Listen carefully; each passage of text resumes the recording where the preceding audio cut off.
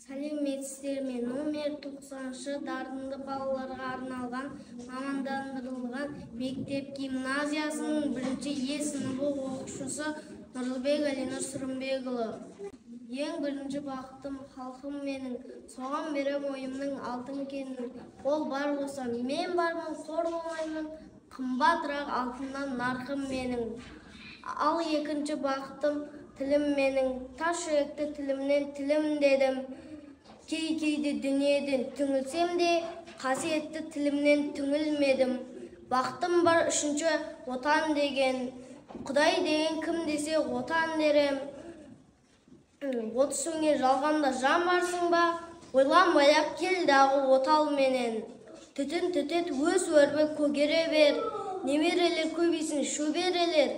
Жадыңдасы жақсылық күтпегейсің, от емес оқ сұрасаң менен егер. Үш бірдей бақытым бар алақанда, мені мұндай бақытты жаратар ма? 3 күн нұрын төгеді аспанымнан, адырап Алтай арқа Алатауға.